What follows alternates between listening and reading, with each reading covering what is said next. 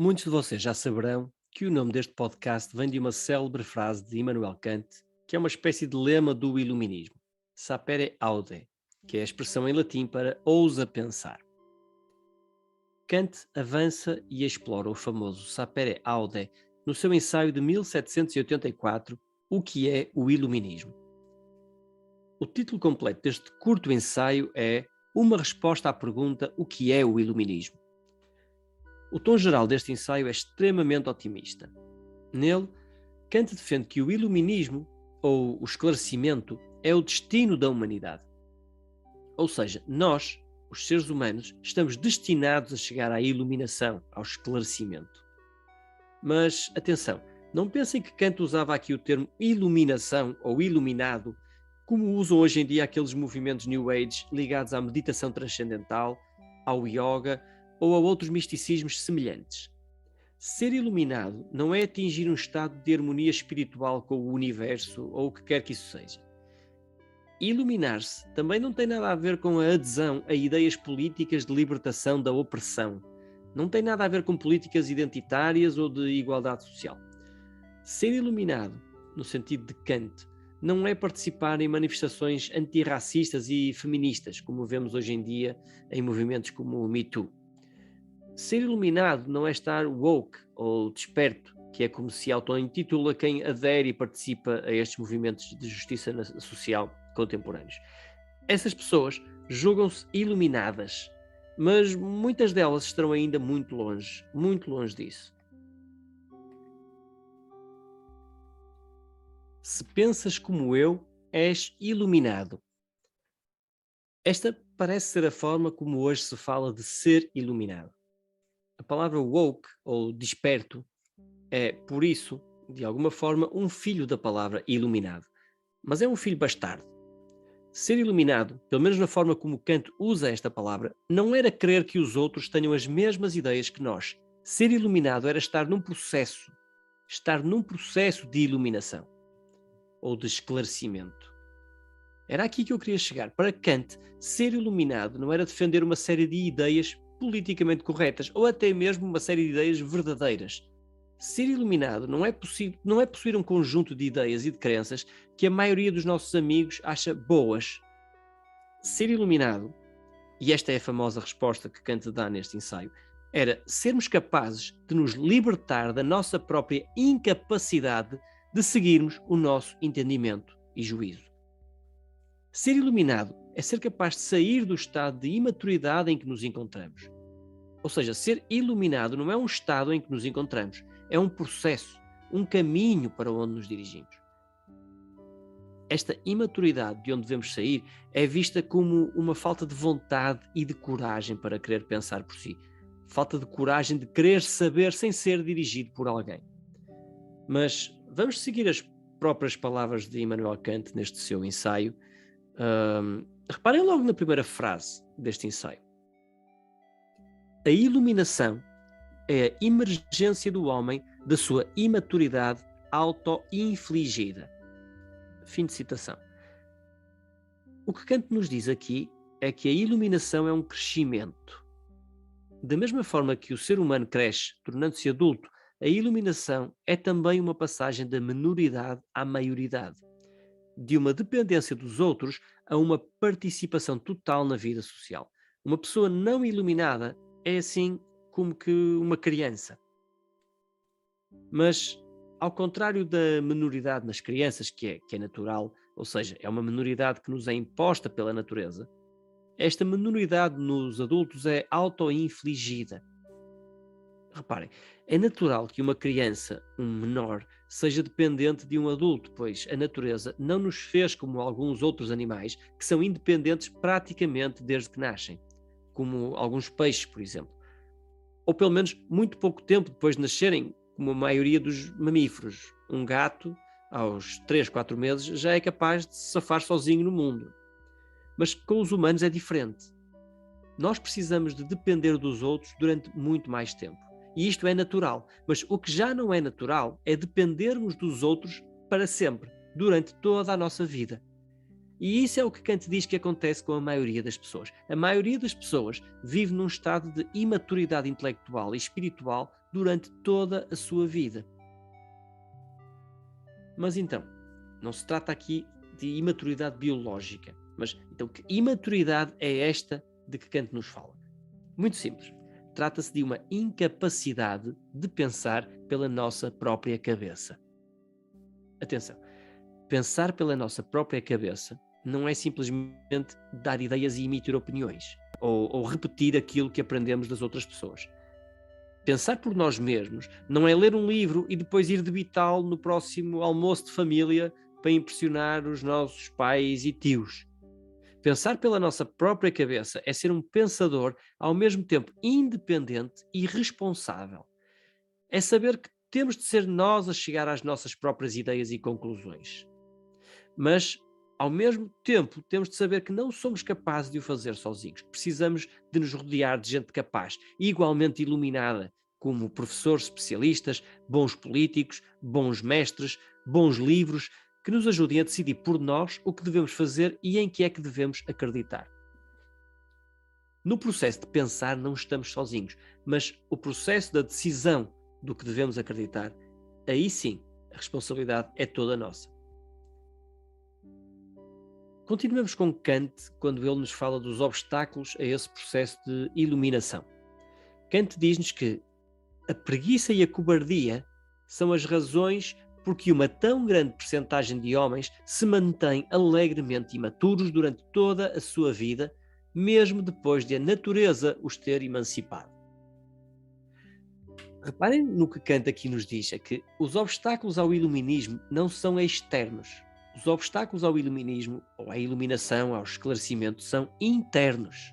Não vêm de fora de nós, não nos são impostos, mas vêm de dentro de nós. Ou seja, nós somos os maiores inimigos à nossa própria iluminação. Mesmo quando já são maiores de idade, mesmo quando têm condições para se emanciparem e tornarem pensadores livres, a maior parte dos seres humanos continua, devido a estes obstáculos internos, a não realizar todo o seu potencial. Kant diz que estes obstáculos internos são, como vimos, a preguiça e a cobardia. É por sermos preguiçosos que não pensamos por nós. É mais fácil ter outra pessoa a pensar por nós e, acreditem, há muita gente a querer pensar por nós. As pessoas tiram grandes benefícios por pensarem por nós, quer sejam os nossos políticos, os nossos chefes, ou mesmo a pessoa que vive connosco, o nosso marido ou a nossa mulher. Em todo lado há gente que não se importa nada de ficar com o fardo de pensar por nós. É uma excelente forma de nos controlar. Pensem bem nisto. Quando estão a deixar que outros escolham por vocês aquilo que querem ouvir, o que querem vestir, quando os outros vos dizem aquilo que devem pensar e dizer, vocês estão a entregar-lhes aquilo que vocês têm de mais poderoso. A vossa capacidade natural de tomar decisões por vocês mesmos, de pensarem pelas vossas próprias cabeças. Todos nós conhecemos gente que não é capaz de pensar por si mesmas. Pessoas que se limitam a repetir o que ouvem nas aulas, que se limitam a repetir o que ouvem nos seus podcasts preferidos e repetem o que dizem os seus comentadores políticos preferidos à noite na televisão. Estas pessoas, segundo Kant, permanecem num estado de imaturidade parecido com o das crianças. Todas as suas ideias tiveram origem numa qualquer autoridade que respeitam e veneram. Não são capazes de um único pensamento original, não são capazes de arriscar uma única ideia própria ou, como escreve Kant, são incapazes de ousar pensar. E isto deve-se não só à preguiça, como vimos, mas também à sua cobardia ou a uma falta de iniciativa. Ok, vamos abrandar aqui um bocadinho, já me estava a empolgar aqui demais. Vamos pensar um pouco por nós mesmos e não vamos aceitar tudo aquilo que o Sr. Kant nos está a dizer. Vamos tentar ser também nós aqui, neste podcast, um pouco iluminados.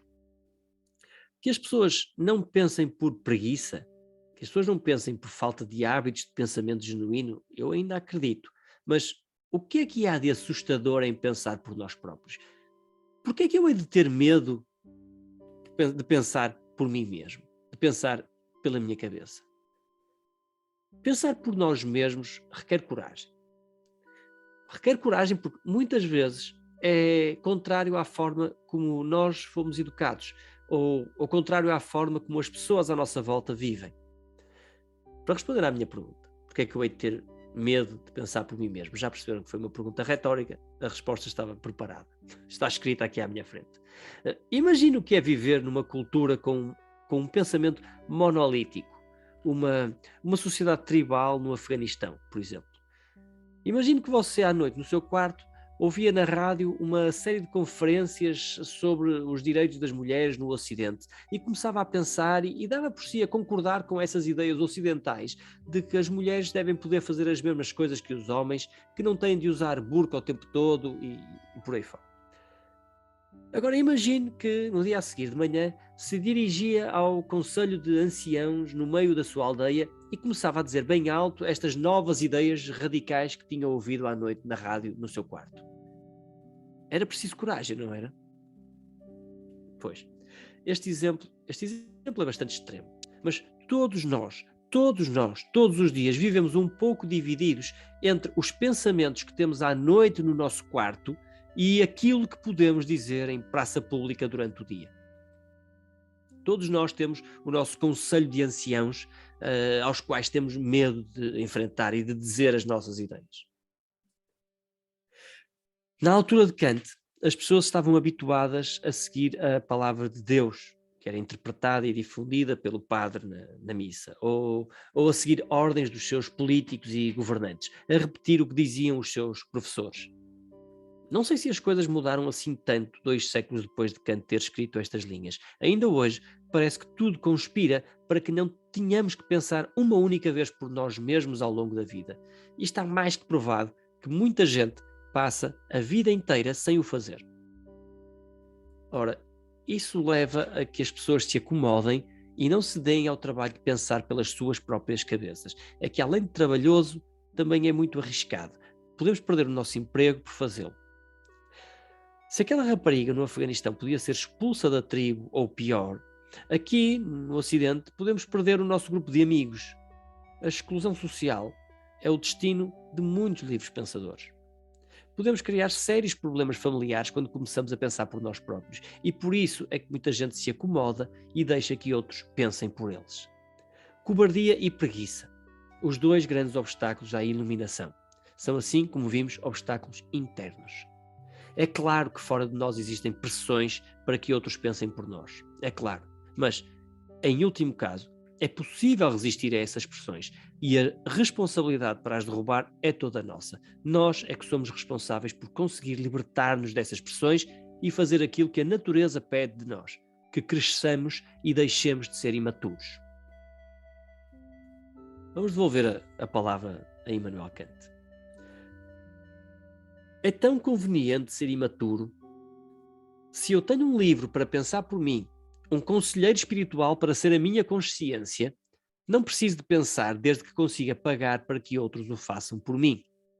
A maior parte da humanidade e de todas as mulheres devem começar a considerar dar esse passo para a maturidade. Eu isolei esta passagem de Immanuel Kant porque eu gostava que reparassem aqui como Kant reconhece a opressão que as mulheres eram sujeitas na sua altura, no século XVIII, e refere que estas também se devem emancipar.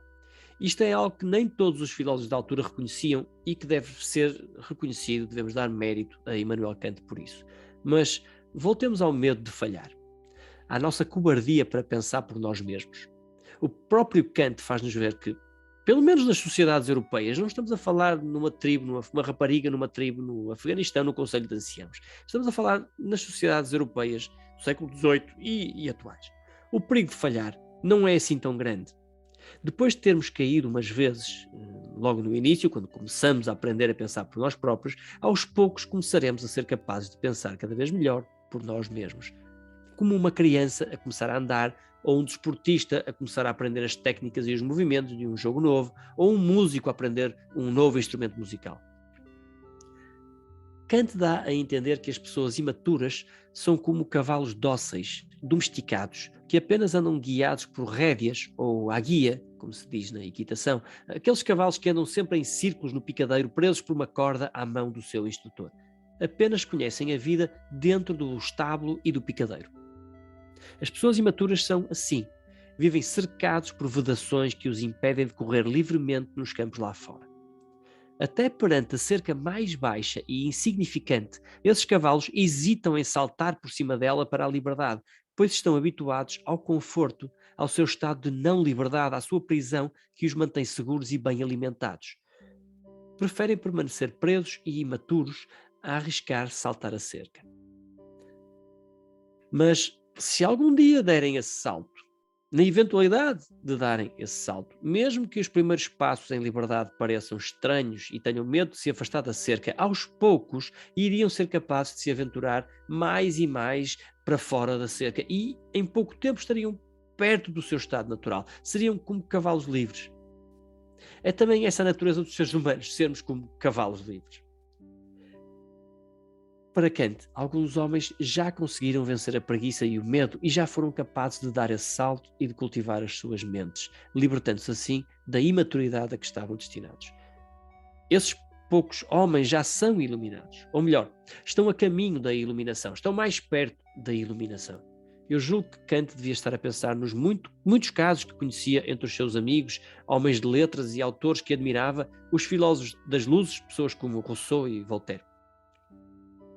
Os filósofos foram os primeiros a iluminarem-se. Isto não vos faz lembrar nada, meus queridos amigos? Os filósofos foram os primeiros a iluminarem-se. De certeza que se lembram da alegoria da caverna do Platão, em que os prisioneiros, forçados a vida toda a olhar para umas sombras na parede, achavam que essas sombras eram coisas reais. Platão disse-nos que se esses homens fossem soltos e levados para fora da caverna, iriam inicialmente resistir e lutar com todas as forças de tão habituados que estavam à sua vida no interior da caverna. Não queriam sair cá para fora. Esta imagem dos prisioneiros a não querer sair cá para fora, que não querem sair da caverna, ajuda-nos a perceber outra coisa que Kant nos diz acerca do nosso próprio processo de iluminação. Que é mais difícil conseguirmos libertar-nos sozinhos. Lembram-se dos cavalos que, mesmo depois de saltarem a cerca, permaneciam ali junto a ela, sem se aventurarem no campo aberto? Para eles seria bem mais fácil largarem a correr em liberdade se vissem outros cavalos a correr em liberdade à sua frente. Também para nós é mais fácil libertarmos-nos se virmos outros a fazê-lo à nossa volta. Kant diz mesmo que é mais fácil uma sociedade como um todo conseguir iluminar-se que todos os indivíduos dessa sociedade conseguirem fazê-lo. Parece estranho, não é? É mais fácil uma sociedade conseguir iluminar-se do que todos os indivíduos dessa sociedade conseguirem iluminar-se. Ou seja, parece que para uma sociedade conseguir a iluminação, não necessita que todos os seus membros se tornem iluminados. Para termos uma sociedade iluminada, são precisas instituições iluminadas. Por exemplo, escolas, universidades, tribunais, órgãos de poder que não oprimam as pessoas, mas que as deixem procurar por elas mesmas essa iluminação. Uma sociedade iluminada é uma sociedade que não trata as pessoas de forma paternalista. Uma sociedade que ajuda as pessoas a serem livres. Temos usado a palavra liberdade quase como sinónimo de iluminação, têm reparado? E a verdade é que para Kant elas são muito próximas. Para Kant não há iluminação sem liberdade. E, melhor ainda, para Kant basta haver liberdade para haver iluminação. Desde que as pessoas sejam livres, o progresso no sentido da iluminação pessoal é quase inevitável. Kant está aqui literalmente a dizer que a liberdade é uma condição suficiente para a liberdade. Não só necessária, mas suficiente. Ou seja, Kant está a dizer-nos que basta sermos livres para conseguirmos ser iluminados. Mas isto parece um pouco ingênuo, não parece? Se todos formos livres, se todos fizermos o que quisermos, então seremos todos iluminados e a sociedade atingirá a iluminação. Isto não parece ser bem assim. Há coisas que têm de ser feitas independentemente das pessoas quererem fazer ou não. Muitas vezes temos que obrigar as pessoas a fazer certas coisas. Há coisas que não podemos deixar à consideração de cada um. O que seria se, numa batalha, por exemplo, os soldados pensassem livremente? Ou se todos os bombeiros num combate a um incêndio pegassem na mangueira à sua maneira e desatassem a mandar água para onde muito bem entendesse? Se todos resolvêssemos ignorar os nossos deveres cívicos, pois, de alguma forma, vão contra aquilo que achamos que é correto. Imaginem, um soldado que achava que estava na guerra errada. Se toda a gente fizesse isso, é óbvio que a sociedade não seria capaz de continuar a funcionar devidamente. Tem de existir alguns limites ao que podemos e ao que não podemos fazer com a nossa liberdade. E Kant, que não era nenhum ingênuo, sabe bem onde estão esses limites e que tipo de liberdade é essa que devemos ter. Vamos ouvir o que tem para nos dizer aqui Immanuel Kant. Para o iluminismo deste tipo, tudo o que é preciso é de liberdade. E a liberdade em questão é a forma mais inofensiva de todas. A liberdade de fazer um uso público da razão em todos os assuntos. Fim de citação. Kant acabou de fazer aqui uma distinção muito importante para percebermos este seu ensaio. A distinção entre uso público e uso privado da razão. A forma como Kant usa os termos aqui parecem trocados. É preciso ler com atenção e perceber o uso que dá, a utilização que está a dar a estes conceitos. Não aos conceitos em si, ou melhor, não à forma como os costumamos nós usar, mas ao que realmente quer dizer com eles. Eu vou tentar explicar. Por uso público da razão, Kant parece querer dizer algo como o uso das nossas faculdades racionais na sociedade como um todo. O conceito de público está aqui no sentido de cosmopolitismo, um conceito que dizia muito aos iluministas. Por sociedade, Kant entende a sociedade dos seres humanos no mundo inteiro, não a sociedade prussiana ou dos cidadãos de Königsberg. Ou seja, por público, Kant refere-se a todos os seres racionais. Todos os seres humanos racionais. Mais que cidadãos do nosso país ou da nossa cidade, nós somos cidadãos do mundo. Este sentido de cidadão cosmopolita, cidadão do mundo, os iluministas foram buscar aos filósofos estoicos, como Epicteto ou Marco Aurélio. Então, a liberdade que Kant diz ser suficiente para atingirmos a iluminação é a liberdade de expressarmos as nossas ideias em público de uma forma cosmopolita, ou seja, perante a sociedade de todos os seres humanos racionais. E este uso público da razão deve ser totalmente livre e basta esta liberdade estar assegurada, basta que o Estado e as instituições sociais a promovam para trazer necessariamente a iluminação à humanidade. Num podcast anterior, falamos sobre os limites da liberdade de expressão e dissemos que há quem defenda que esta não deve ter limites, ou que os limites daquilo que pode ser dito em público devem ser muito curtos.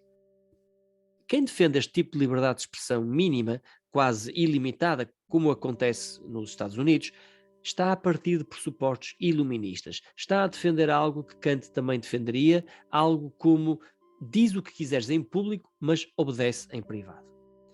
E é aqui que percebemos então o que Kant entende por este uso privado da razão. No seu uso privado, a razão pode não ser totalmente livre, como é ou como tem de ser no seu uso público. Mas o que é então isto do uso privado da razão? Não se trata de usar a razão em casa, não se trata de usar a razão entre amigos. Lembrem-se que uso público referia-se a toda a humanidade e mesmo entre amigos devemos falar abertamente e em público de forma a que qualquer pessoa conheça as nossas ideias. Por uso privado da razão, Kant refere-se a agirmos perante uma parte da humanidade.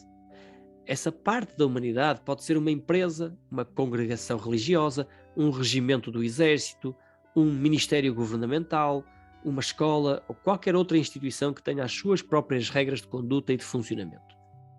Aqui, enquanto participantes ou funcionários desta instituição, não podemos usar da razão livremente, devemos obedecer. A obediência nos assuntos públicos, quando estamos a fazer um uso privado da razão, não é contrária à liberdade. Em alguns casos, temos o dever para com a sociedade de obedecer, cumprir as leis, as regras do meu trabalho, por aí fora, sem qualquer tipo de avaliação crítica da nossa parte. Pensem, por exemplo, nos nossos impostos. Podemos criticar a política fiscal, que impõe taxas tão elevadas de impostos, ou podemos até mesmo criticar a existência de impostos, mas enquanto cidadãos comuns temos de pagar. Há um exemplo bastante mais claro que este, que nos mostra bem a diferença destes dois tipos de uso da razão. Kant fala-nos de um clérigo, de um padre ou de um ministro da Igreja Protestante, que também é académico. Enquanto académico, no uso público da sua razão, este homem pode escrever artigos a criticar os preceitos religiosos da sua congregação, pode até mesmo pôr em causa os princípios fundamentais da sua fé, mas enquanto clérigo deve obedecer a esses mesmos princípios e deve rezar a missa como lhe é exigido por quem lhe paga e como é esperado pelas pessoas da sua congregação. À nossa volta estamos cheios de exemplos em que estes dois usos da razão chocam entre si. Pensem no soldado que no fundo é um pacifista, mas que em batalha tem de obedecer ao seu general e atacar aquele monte onde está o inimigo. O que Kant nos diz é que se alguém não conseguir compatibilizar a razão no seu uso público com a razão no seu uso privado, se ir para a guerra for demasiado para a consciência pacifista do soldado, ou se a oposição intelectual aos princípios da fé forem demasiados para o clérigo, então a única alternativa que lhes resta é demitirem-se dos cargos que ocupam. Mas as pessoas devem poder pensar livremente ao mesmo tempo que obedecem. Devem ter sempre a oportunidade de criticar de forma livre qualquer ideia em público, ou então de se demitirem dos cargos que ocupam e aceitarem as consequências dessa demissão. Pensem no caso de Adolf Eichmann, descrito por Hannah Arendt. Adolf Eichmann foi um nazi que tentou desculpar-se das suas responsabilidades no Holocausto, dizendo que apenas cumpria as ordens de outro Adolf Hitler. Ou seja, Adolf Eichmann fazia um uso privado da razão obedecendo, no sentido de Kant. Mas a verdade é que no uso público dessa mesma razão não fez nada para alterar a ideologia nazi. Não escreveu artigos nos jornais, não se demitiu e juntou-se à resistência. Eu julgo que para Kant, Adolf Eichmann era culpado e não se podia desculpar com a necessidade de obedecer. Não podia dizer que estava limitado pelo seu uso da razão privada, pois não recorreu ao seu uso público como podia ter feito. E de facto, muitos alemães resistentes ao nazismo e desertores do exército alemão fizeram. O caso de Adolf Eichmann é apenas um exemplo de como não fazer um bom uso público da razão pode levar a uma obediência cega por quem não sabe pensar por si próprio. Mas, afinal, como é que podemos saber se aquilo que nos mandam fazer é bom ou mau, se é certo ou errado? O que Kant sugere aqui é simplesmente que, para saber se uma dada medida pode ser uma lei para as pessoas, basta pensar se as pessoas imporiam essa lei a elas próprias. Ora, é contrário ao progresso humano decretar leis inalteráveis, por exemplo, leis que se julguem absolutamente imunes a erros, como muitas das doutrinas religiosas ou mesmo muitas das leis de um déspota absoluto. Não aceitar quaisquer críticas a essas doutrinas e leis é ir contra a natureza humana, que é falível, que está em constante evolução e por isso precisa de constante atenção para a correção dos seus próprios erros. Há uma grande pergunta que se coloca aqui, que é a de saber se Kant achava que vivia numa era iluminada. Bem, viver numa era iluminada implica que uma percentagem elevada da população seja iluminada. Implica também que seja permitido o uso livre da razão no espaço público e que as instituições com poder devam também ser iluminadas e devam participar no uso público da razão. Estes são os critérios de uma sociedade ou de uma era iluminada. Mais à frente vamos voltar a eles. Apesar dos progressos em relação a épocas e países diferentes de onde vivia, Kant não achava que vivia numa era iluminada, mas acreditava que vivia numa era de iluminação. Kant acreditava que vivia num processo de iluminação. Kant achava que ainda não estava lá, ainda não estávamos lá enquanto humanidade, mas íamos no bom caminho. Kant diz: neste sentido, a nossa era é a era da iluminação, a era de Frederico. Fim de citação. A postura de Frederico o Grande, o rei da Prússia na altura de Immanuel Kant, a postura de Frederico o Grande que Kant tanto admira é esta: discute tanto quanto quiseres, mas obedece. Ou seja, argumenta, discute, mas dentro de um contexto apropriado. O tal contexto do uso público da razão, não enquanto cumpres o teu papel social, mas enquanto falas abertamente perante a sociedade dos homens, enquanto escreves em jornais, mantens discussões públicas, participas em tertúlias, elaboras investigações académicas, por aí fora. Kant percebeu que isto revela um curioso padrão nos assuntos humanos. Agora reparem, demasiada liberdade civil pode ir contra a liberdade intelectual das pessoas. Já o menor grau de liberdade civil, algumas restrições ao que podemos dizer em algumas circunstâncias, dá à liberdade intelectual espaço suficiente para se expandir o mais possível, ao mesmo tempo que permite a sociedade continuar a evoluir. Acerca disto, deixem-me dar outra vez o exemplo dos impostos, que eu acho que aqui ajuda-nos melhor. É um exemplo que vai nos ajudar a perceber muito bem este ponto. Podemos criticar publicamente a forma como são cobrados impostos. Sim, podemos criticar, mas devemos pagar. O que é que acontece se não pagarmos impostos? Se desobedecermos? Se não pagarmos impostos, a sociedade não poderá continuar a evoluir.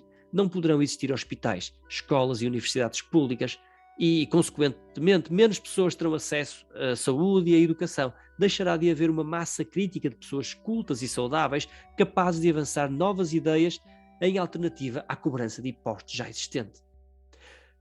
Podemos perfeitamente pagar impostos e, publicamente, ir discutindo e pensando em alternativas melhores aos impostos. Isto é mais racional que simplesmente desobedecer e deixar de pagar impostos, pois isso significaria o fim da sociedade como a conhecemos. Para ilustrar esta necessidade de uma liberdade limitada, Kant usa uma imagem muito curiosa, a imagem de uma concha dura.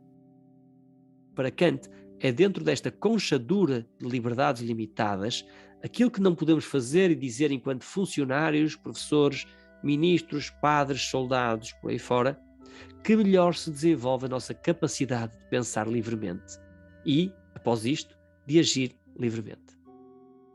Vamos continuar nas palavras de Kant. Eventualmente, o pensamento livre vai influenciar até os princípios do governo e o Estado descobre que pode tirar benefícios de tratar o homem, que é mais do que uma máquina, de uma forma mais apropriada à sua dignidade. Qual é a expressão que aqui sobressai? O homem é mais do que uma máquina. Vejam bem esta ideia, tratar o homem não como uma máquina, uma peça num mecanismo, mas como um ser com dignidade. Como um indivíduo que tem o direito natural de ser livre, de pensar de forma livre e de decidir o rumo da sua própria vida. Meus amigos, é isto o iluminismo. Pensar por nós mesmos. Confiar na nossa capacidade de tomar decisões em qualquer área das nossas vidas, seja política, económica, religiosa ou filosófica. E, além disso, muito importante, acreditar que os outros têm essa mesma capacidade de decidir corretamente sobre as suas próprias vidas. Temos em nós essa capacidade de ser livres. É algo natural em nós. Assim, desde que o Estado e a sociedade em que vivemos nos permitam usar essas capacidades, nada desculpa que não as usemos. E aqui voltamos ao início deste ensaio. Aqui fecha-se o círculo. Kant acreditava que essas condições de liberdade já existiam, pelo menos de forma embrionária, na Prússia do seu tempo. Para Kant, como vimos, só restavam obstáculos internos à iluminação. Só a preguiça e a cobardia explicam que os homens se mantenham num estado de imaturidade. Agora que estamos a acabar este episódio, um pouco mais longo do que o habitual, agradeço a vossa paciência em me ouvirem até ao fim. A pergunta que vos deixo é esta. Quase 250 anos depois de Kant, já vivemos numa sociedade iluminada? Vivemos em 2022, na Europa, numa era iluminada? Eu não vou dar a minha resposta porque, sinceramente, ainda não a tenho. Todo este trabalho sobre Kant e o iluminismo deixou-me cheio de dúvidas e eu ainda não sou capaz de avançar uma resposta. Não vou dar uma resposta a essa pergunta, mas vou lembrar os 3 critérios que Kant nos deu para vivermos numa sociedade iluminada e avançar aquilo que acho que pode ser a contribuição da filosofia para todos eles. Os 3 critérios são estes. Primeiro critério, um elevado número de pessoas iluminadas. Segundo critério, o uso livre da razão no espaço público. E o terceiro critério, instituições iluminadas e que fazem uso dessa razão no espaço público. Uma pergunta que me interessa é saber qual o papel da filosofia e do filósofo neste processo de iluminação. O que estes 3 pontos me fazem questionar é onde é que a filosofia pode ajudar em 1. Tornar um maior número de pessoas iluminadas, Onde é que a filosofia pode ajudar? Em 2, ajudar estas pessoas a fazer um uso livre da razão no domínio público.